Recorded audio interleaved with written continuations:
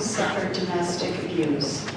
I rise in gratitude for all of you attending this event, and I rise in the hope and confidence that one day oppression of women will end. Hi, my name is Triopia Cannon. I am the President and CEO of YWCA Lake County. I am from a family of all girls, and a couple of my sisters are survivors of domestic violence. So not only do I rise as the leader of YWCA, but I rise for every survivor of domestic violence who found the courage to say no more. And I rise for every victim of domestic violence who is in need of the wraparound services and support that's offered by YWCA as well as other organizations in the community to find the courage to become a survivor and say no more.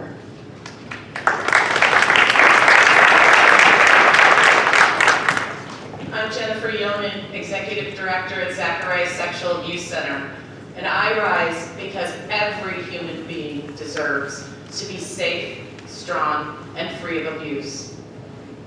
I rise in support of healthy relationships, consent, and a culture of respect for all humans.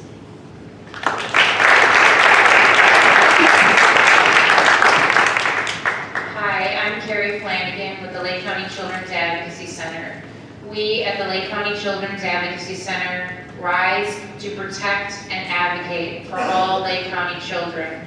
We strive to assist and work with community partners to keep all children in Lake County safe and free from all violence.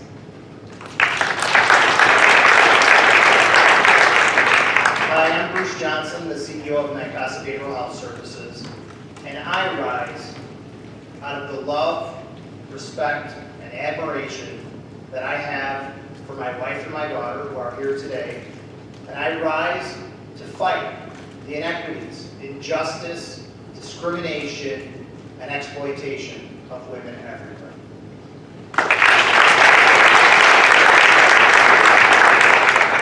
My name is Pat Davenport, and I'm the CEO of A Safe Place, the only provider in Lake County dedicated to fighting and ending domestic violence. Tonight is about rising, but it's about rising our voices. I am raising my voice in solidarity because our voices matter. And I rise with you because we all matter. We mattered yesterday, we matter today, and we matter tomorrow. And we are learning from our past, implementing for today, and making it better from the future. As we learn in this process, we improve going forward to ending domestic violence. Thank you.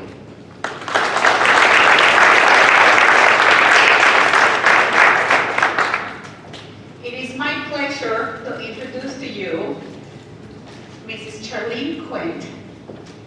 Charlene is an attorney whose practice focuses exclusively on helping victims overcome domestic abuse.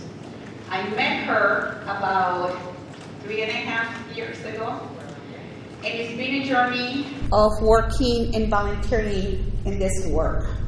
Alongside with A Safe Place, a domestic violence organization located in Lake County, Illinois, Ms. Quint co-founded and co-facilitated 2 support groups in middle-class and affluent Chicago suburbs, and speaks extensively to raise awareness of domestic abuse. She also serves as the co-chair of the Partnership for a Safer Lake County. Prior to starting her own law firm addressing domestic abuse, she served for 15 years as a corporate attorney at the large Chicago law firm of Chief Harden. When she told me that she was planning to leave the firm, I looked at her and I said, "Are you sure you want to do this?" And she gave me an absolutely yes. And I can tell you this, as she started to do this work, I consistently, not just me, but many other people in the community, are referring people to her. Prior to her legal career, She served as the Chief Financial Officer of Provost Publishing Company and started her financial career as a CPA at Arthur Anderson Company in Chicago. She also served for 10 years on the Board of Regents at Trinity International University, where she also taught business law and founded Lessons in Leadership, a university-wide initiative to train young leaders. She also served for 6 years on the Board of Directors of the Al Sable Institute of Environmental Studies. She has served on the Board of Deacons and in various ministries at her local church, and has served as a pro bono attorney for many faith-based organizations. Ms. Quint is a 1985 graduate of Augustana College, graduating summa cum laude with major in accounting and business administration. She's a 1999 graduate of Loyola University of Chicago School of Law, graduating magna cum laude with a doctorate. I'm going to mess this one up. Jurisprudence? Yeah, All right. close enough. All right. Jurisprudence. As a survivor of domestic abuse, she is grateful to have made the journey from victim to victor, and feels privileged to walk alongside and help other women in their own journeys from victim to victorious. She is honored to be this year's keynote speaker at Lake County Rising. Please help me welcome Charlene. Thank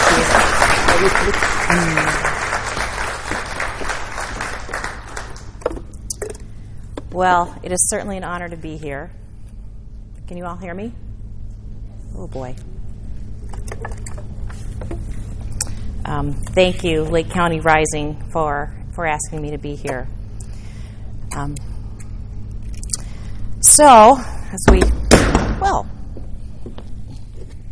Okay, tech people.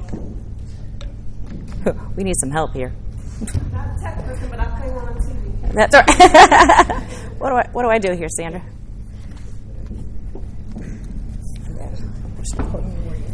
Okay, there we go. Comfortable height? Yeah, that's good. Okay. All right, we're good. All right.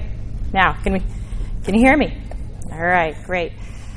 So in the past few months, we have seen an avalanche of privileged and powerful men fall from grace because of their sexual abuse of women in the workplace and their domestic abuse of women at home, which has finally come to light in such numbers that we can no longer be ignored or swept under the rug. When dozens of women share the same story, it can no longer be ignored. But when hundreds of thousands of women share their own personal stories at #MeToo, you have a movement. And what we are seeing today is a sea change in how people are viewing sexual abuse in the workplace and domestic abuse at home. So this is going to be an uncomfortable conversation and an eye-opening one, but one that our country needs to have. This is a topic that everyone, including judges and lawyers and employers and churches, we all need to understand, but very, very few do. We must lead the way in changing the culture from abuse to respect. So you might be wondering why I'm standing here. Former CFO and a former corporate lawyer is now talking about abuse. For me, being an expert in abuse isn't just part of my profession as I represent women and children, and nor is it an academic exercise, although there's certainly a plethora of studies about it. It's a personal story for me. So my story is a typical one of domestic abuse and sexual abuse in an affluent area where domestic abuse is covered up by the victim and the family and the employer and the abuser and even the church. I lived in Lake Forest, where the average home is over $1 million, and I was known as Mrs. Tom Calabuck for over 21 years while I was married to an abuser. And professionally, I worked as a corporate attorney, as Pat shared, and worked at Schiff Hardin, which is a prestigious law firm in Chicago, and I was active in my community. I served at the deacon board on their church. I was involved in my children's schools. I was a regent at the Trinity International University and taught as a professor of business law. My then husband had been a very successful businessman, and he was the life of the party, but he was also the textbook example of a narcissistic sociopath, which are the vast majority of domestic abusers. So I was the last person you would think was living with domestic abuse behind closed doors. My life was very different. So who are these abusers? Let's get a show of hands. How many of you have seen the video clip of Ray Rice, the NFL player, knocking out his fiancée in the elevator? Right. So too often, we think that that is the typical abuser. We think it's a minority issue or an issue from someone from the wrong side of the tracks or an NFL player issue, and we don't talk about it in upper or middle class communities, and we certainly don't talk about it in church now, do we? But domestic abuse and workplace abuse happens everywhere, as we have seen in the news these last few months. So my apologies to the good men in this audience, but I will be using the personal pronoun he when I discuss abusers, because over 85% of abusers are male. And abusers have this Dr. Jekyll, Mr. Hyde personality, and in affluent and middle-class areas, they're accountants, and they're lawyers, and they're doctors, and they're businessmen and professionals, and they're even pastors who are charming, church-going Dr. Jekyll by day, but evil Mr. Hyde by night. So abusers consist of this universe of people with cluster B personality disorders, of narcissistic personality disorder and antisocial personality disorder, from where we get sociopaths and psychopaths. These are dangerous, permanent, untreatable, incurable mental illnesses. They are characterized by a complete lack of conscience, lack of empathy, lack of remorse, pathological lying, arrogance, entitlement, flagrant violation of the rights of others, and using others as for their own personal needs. They're incapable of real love, but they sure will use that word love to trap others into a relationship, now won't they? They have an insatiable need for power and control, especially over their wife or partner. And so abuse is a comprehensive set of behaviors and attitudes that's designed to gain and maintain power and control over others. Narcissists make about 6% of the population. Sociopaths and psychopaths make up about 4% of the population. Some of them have both, but about 10% of the population look completely normal on the outside, but they have this dangerous disorder who will ruin the life of anyone in a relationship with them. So what's the prevalence of domestic abuse? Well, according to the Center for Disease Control, 35% of women will endure rape, physical abuse, or stalking in her lifetime, and 20% of women will be raped in her lifetime. 1 in 4 men will endure abuse in his lifetime, and 50% of the children that grow up in abusive homes will become abusers themselves, and the vast majority of the other half of those children will be married to an abuser in their lifetime. If abuse was a disease, it would be an epidemic. Just to put things in perspective, the percentage of women who will be raped, physically assaulted, or stalked in their lifetime is approximately equal to the percentage of people in our population that will suffer from cancer, all forms of cancer combined. So, what are the tactics that abusers use? There are essentially 5 different types of abuse, and most abusers use all types. First, there's emotional and physical abuse, and that's prevalent in 100% of these cases because that's where it starts. The scars are unseen, but it's debilitating for the victim. So emotional abuse includes, but certainly is not limited to, name-calling and raging and bullying and lying and gaslighting. Gaslighting means doing or saying something very detrimental but then denying that ever happened so that it makes the victim question her own sanity. There's projection, that's falsely accusing others of the very thing that they're guilty of themselves. There's the silent treatment and insults and manipulation and telling the children that their mother is worthless and throwing away treasured items and threatening everything from the divorce to killing them. And then stalking. The list goes on and on. There's no conflict resolution with a domestic abuser. Their only goal is to win and you to lose. So they always have to be right, which means everyone else is blamed when things go sideways. And they refuse to take responsibility for their own bad behavior. Now, in my case, my then husband used all the above techniques as an equal opportunity abuser. Within 2 weeks of the wedding, my husband threatened to divorce me multiple times a week, literally hundreds of times for the first year, and his criticism was constant. Within the first year, I left with my 5-year-old son, and my husband begged me to come back. Although I was reluctant to return, like the flip of a switch, he acted nice again like he had when we were dating. So I didn't realize at the time that false apologies and a temporary change of behavior and begging a victim to return is part of the cycle of abuse that keeps women in abusive marriages. And when his good behavior continued, I thought this horrible past was behind us, and I agreed to have children. And after the children came, the abuse returned.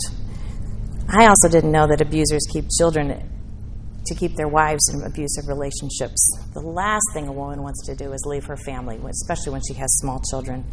And abusers know that. So once a woman has a child with an abuser, he knows he can do nearly anything to her, and she will stay for her children. So I call those children anchor babies. And anytime I made a respectful or reasonable request to simply be nice, he raged. "I am nice," he would yell. And if I cried because of his intentional cruelty, he raged, yelling at me that I was too sensitive. And if I had righteous anger, he raged even louder. I just didn't realize at the time that there is simply no confronting an abuser with his bad behavior. They want to win, and they want to win at all costs. As he told me, "I don't care about you. I don't care about what you think. I don't care about what you feel." So, as an equal opportunity abuser, he was also verbally abusive to anyone he felt that was beneath him, and that was anybody that was less powerful or less wealthy than him. So he had risen to the position of the chief operating officer, and he made over $1 million a year. But he was so abusive to his employees that he was fired in 2000, but he told everybody else that he retired. He was verbally abusive to service people, to waiters and to waitresses, people in the hotels. He threw tantrums and insulted them and called them names. We had a steady stream of lovely nannies, most of them from Trinity, some only staying a few weeks, citing his verbal abuse as the reason for leaving. And one young lady left me a note and said she decided to leave after he forced her to clean the grout floor in a 20 by 20 room on her knees with a toothbrush. So the second type of financial abuse is financial abuse, and that's prevalent in about 98% of relationships that are abusive. It includes not allowing the wife to have access to any funds, or not putting his wife on bank accounts, or making his wife pay for everything or ask for money every time she needs it, and demanding receipts for every penny she spends, and keeping financial secrets, and wasting large amounts of money on things that she doesn't know about, sabotaging her career, lying about finances, refusing to let her work outside the home. For me and other women that were married to a wealthy businessman with a whole staff of accountants and lawyers at their disposal, abuse takes on twists and turns and deceptions and lies that are only found in Sherlock Holmes movies. Financial abuse for me started even before the wedding. After we became engaged in 1992, he asked me to quit my position as a CFO at a publishing house, purportedly so that I could travel with him and stay home with the children that we hoped to have. And as with all abusers, when they propose a favor to you, they are in fact deceiving and manipulating you into something that is in their best interest and very much to your detriment. So after I had resigned and hired my replacement, the day before the wedding, on my birthday, he told me I had to sign a 28-page prenuptial agreement or he would never see me again. The prenuptial agreement, which he had been working on for months with his attorneys, was a pre-planned divorce. It stated that throughout the marriage, all his income and everything he ever made was his, and everything he ever bought with everything he ever made was his, and everything he every asset was his. So it further stated that he was entitled to do anything he wanted, financially or otherwise, without consulting me. And if a divorce was filed, I had to move out of his house, and he was going to pay me a certain amount of money. So it was essentially an employment agreement. And I was devastated. I didn't want to start a marriage that way, but since I'd quit my job and I had a 5-year-old from a previous abusive marriage that I had to support, I signed on the dotted line and prayed for the best, which is exactly what he had planned for me to do. So during the entire 21-year marriage, I never had access to what a healthy marriage would call marital funds. We had no joint accounts or any joint assets whatsoever. Everything was titled in his name. So I decided to go to law school. to support myself and start my own nest egg. So I took out nearly $100,000 in student loans, and once again, he offered me a favor. He would pay off my student loans, but I had to repay him back.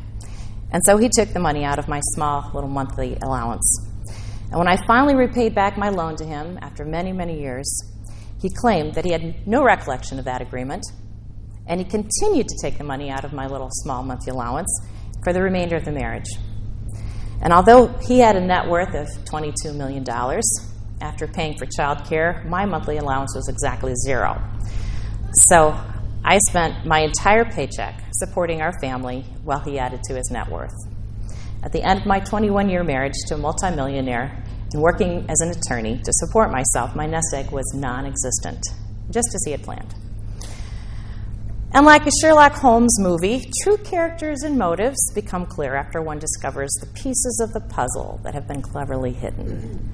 What I discovered while digging through some files in the basement and checking county real estate records and talking to his former wife was that he had been lying and scheming for over 40 years. He had lied under oath to his previous wife about real estate that he had hidden in a trust. And he lied to me when he claimed that he had filed for divorce from his first wife, when in fact she filed for divorce from him for many of the same reasons that I did. I also discovered that his financial statements presented to me with the 1992 prenuptial agreement were falsely inflated by millions of dollars, and during our divorce in 2012, his financial statements were falsely deflated by millions of dollars. And so, just as he had planned, he claimed that his own prenuptial agreement was unenforceable and that I should get half of zero because he made nothing during the 21-year marriage, earning $1 million a year. Third, physical abuse is prevalent in the majority of abusive relationships. Classic forms of physical abuse are hitting and weapons and burns and shoving down the stairs and other unwanted physical contact. But many affluent abusers are just too smart to leave a bruise on their wife. So they inflict other forms of physical abuse, such as withholding medical treatment or medicine, refusing to take their wife to the emergency room for illnesses or to give birth, pushing them out of the car miles from home, shoving or grabbing them, other things that don't make bruises. In my case, one of the ways that my husband would show me that he was in control was by refusing to take me to the emergency room and instead go on his shopping errands with me in the backseat writhing for hours, whether it was for the birth of our children or for the diverticulitis that I developed for years of stress. After he dropped me off at the ER, he just continued on with his errands while I spent several days in the hospital. One of the most traumatizing events came in December of 2002, when our children were 4 and 7. My law firm hosted a holiday party, and my managing partner asked me to drive home an intoxicated guest who lived in Chicago.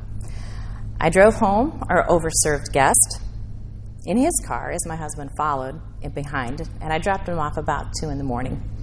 When I got in my husband's car, he exploded in a rage that I had never heard before and that was escalating by the second. I was terrified, and he was out of control.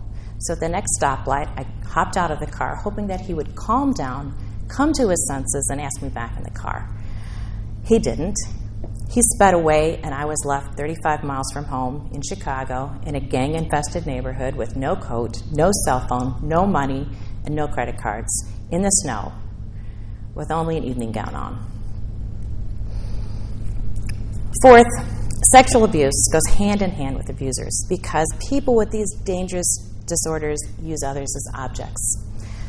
Sexual abuse in a marriage includes pornography addiction and rape and affairs and orgies and forcing the wife to perform any degrading or dehumanizing sexual acts that you can think of that might be in a porn movie. So sexual abuse is probably the most devastating abuse for the victim because it takes an act that was designed by God to be a life-giving and loving and tender expression of love between two committed people, and it turns it into a humiliating act of cruelty and power over another person.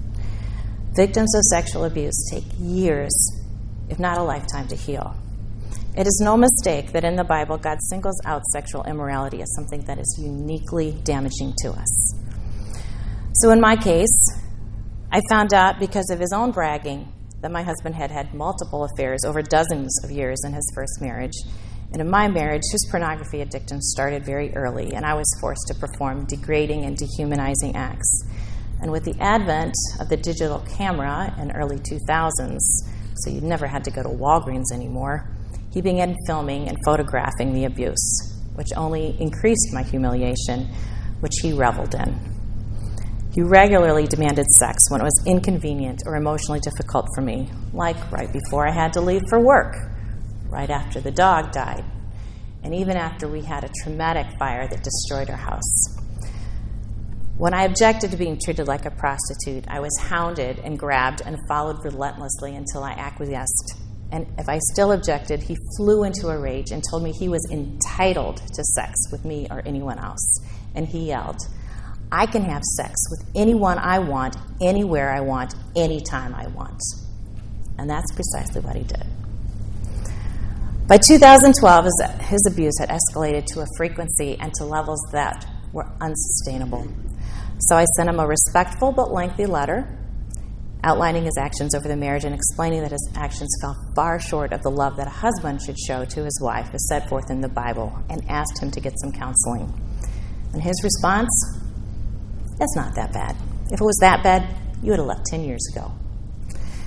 So instead of going for counseling, he went to his doctor and got a prescription for Viagra. And for that day, in January 2012, until the day I left in April of that year, he raped me every morning after the children went to school and every night after dinner was over. He stalked me wherever I went, and he went through my papers and my emails and my phone at my law office and at home. And the breaking point finally came when our family went on a spring break to Italy.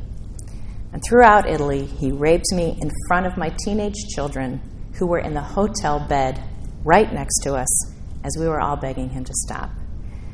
Now, having sex in front of children is a felony, but I couldn't prosecute him because Italy is outside the jurisdiction. So I escaped 3 days after we got back from vacation with only an overnight bag, and I went into hiding for 2 years. Not a soul knew my address. So the last and the fifth kind of abuse that abusers use is spiritual abuse, twisting the scriptures and claiming the Bible allows the abuse, and claiming the wife must submit to anything the husband does, and then claiming the wife must forgive and forget and stay in the marriage because God hates divorce. The wife will usually just keep praying that her husband will change, and women of faith stay in abusive relationships far longer than others because their religious convictions are so important to them. I counsel now women who have stayed in these relationships 20, 30, and 40 years. And sometimes it's the pastor who is the abuser or who supports the abuser, because people who love power are drawn to leadership, regardless of where they are. So what can we do to change the culture from abuse to respect? Well, first of all, let's all agree on something pretty basic, that there's good and evil in the world, and that abuse is a real issue, that abuse is evil, and that we need to be on the side of the good. I think that we have forgotten sometimes that we are in a battle of good versus evil, and we find it hard to call evil what it is, especially when it has a human face on it. And while good people like to think that we are the hands and feet of goodness, we really don't like to think that someone else is the hands and feet of evil. Second, we can do what we're doing now, talking about it, preaching sermons on it, educating ourselves about the issue, how to support the victim, and how to hold abusers accountable. Abuse breeds in silence and secrecy. So never be afraid to tell the truth, speak the truth, and know that abuse doesn't stop unless there are consequences imposed by something or someone with more power than the abuser. In all my years, I have never heard even one sermon or one class on abuse. I think annual training on domestic and sexual abuse should be legally required for all family law judges and lawyers, as well as all mandatory reporters, and that includes educators and counselors and doctors and clergy. I introduced that legislation with Senator Melinda Bush last year, so let's get it passed. Third, we can stop blaming the victim. When a woman comes forth to an employer or a pastor with the truth of abuse, she's already been traumatized for years. But critics will automatically attack the victim and claim she is lying and then claim if the abuse was real, she would have pressed charges. The reality is the vast majority of rapes don't even get reported. Most abuse takes place behind closed doors where there's no evidence, no videos, no photos, no documentation. And the first thing that a rapist or abuser does is deny that it was consensual. Or deny it or claim that it was consensual. And even if you have videos or photos, like I have, taken by my rapist, being tied with my hands and feet to the four corners of a four-poster bed in his $2.5 million house, he will still claim that it was consensual and deny it. So even if rape is reported, prosecutors often cannot prosecute because there's just not enough evidence beyond a reasonable doubt. And police and prosecutors and judges also don't take a gap of time between the abuse and when it's reported. So the normal woman who tries to first get her spouse to undergo counseling before taking legal action to protect herself and blow up her family is again blamed for not coming forth sooner. So the vast majority of abusers and rapists go unpunished. Fourth, employers need to set an example for the rest of the country. Employers should include a history of sexual and domestic abuse in their background checks. A history of sexual or domestic abuse should disqualify someone for most positions, I believe. Abuse doesn't stop unless there are consequences. And Harry Weinstein and Bill O'Reilly and Matt Lauer and Rob Porter abused people for decades until someone with more power said, no more. Why don't we have laws that if an employer has a history of abuse, if an employee has a history of abuse and the employer does nothing, the employer will be liable if it happens again. That would make employers accountable. Fifth, I think judges and lawyers should know the signs of abuse and know that abusers use the court system to further emotionally and financially abuse the victim and hold abusers accountable. We know that abusers lie under oath. We know that they refuse to follow court orders. We know they don't pay child support. We know they violate every parenting and divorce agreement. So why do lawyers enable their abusive clients to do so? Why don't judges put them in jail for contempt of court? Why do victims have to pay legal fees to get an order of protection or divorce from an abuser? Let's change our laws and the court system to support the victims, not the abuser. Six, churches need to be on the leading edge of this and be an example for the rest of the country. It is a sad commentary on the church when Hollywood and television and even Washington, D.C. has more moral backbone than the church, who should stand in a position of moral authority. The church is not only completely silent on this subject, but more often than not, just like the employers, they support the abuser and, like Christ Church in Lake Forest, remarry him with their blessings. And finally, we can take each of us personal responsibility and teach our children to take personal responsibility to do the right thing. Let's teach our young men to be honorable and gentlemanly. Let's teach our kids to stand up to bullying and say that's not acceptable.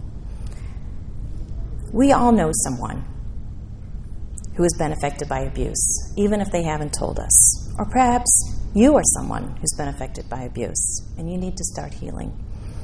We must recognize in our communities and schools and places of work and churches and neighborhoods, they are full of people, the walking wounded, who need our love and our compassion, not our judgment. And we need to hold abusers accountable. So I don't want to leave you hanging about how I went from going into hiding for 2 years to standing before you today. Everybody likes a happy ending. I am victorious. I am not a victim. I'm a woman of faith, and I serve a big God. He's a God of redemption from our messes and our brokenness. He is a God that when a situation seems impossible, he parts the Red Sea for his people, and he takes them out of bondage and puts them in safety and rest. And he's a God that takes what others meant for evil and uses it for good. He's a God of love and healing and the God of shalom. And since 2012, he has surrounded me with good and kind people who have been God's healing hands and feet.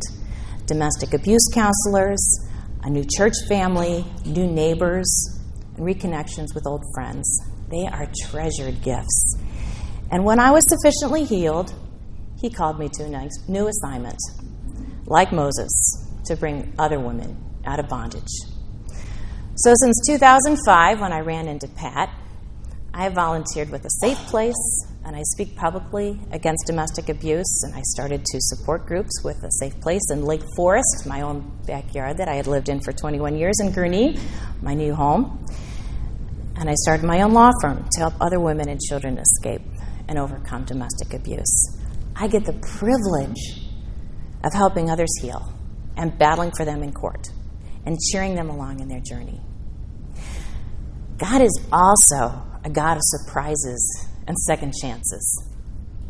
And perhaps the most miraculous gift of all, God let me reconnect with a kind young man that I had fallen in love with when I was 17 years old. But my dad wouldn't allow me to marry because he wasn't a doctor. So when we connected, he sold his business, he left everything he had, and he moved here to Illinois to marry me 30 years after we had planned in 1985. But better late than never. He's my biggest supporter, and together we open our home as a safe house for women and children needing temporary housing. And they have been some of the biggest blessings to us. This past summer, we were asked to be godparents to 2 wonderful young ladies, and now we have them as blessings in our lives. So I want to say thank you, Chris Russell, tonight my cameraman, for being my supporter and my biggest fan.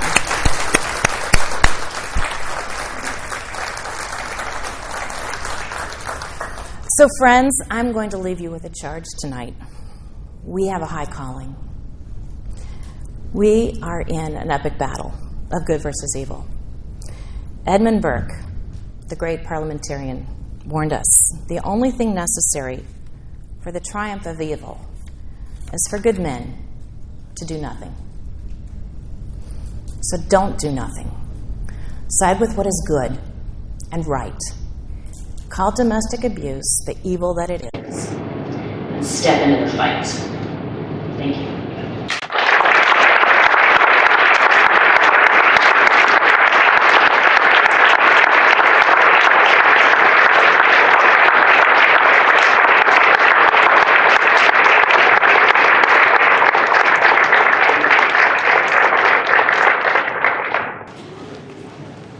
Thank you, Charlene. You were just amazing, wonderful, and I really appreciate your message.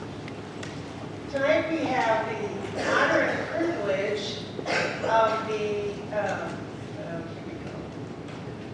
the Integrity Dance Project dancers from the Battalion Academy of the Dance performing To This Day.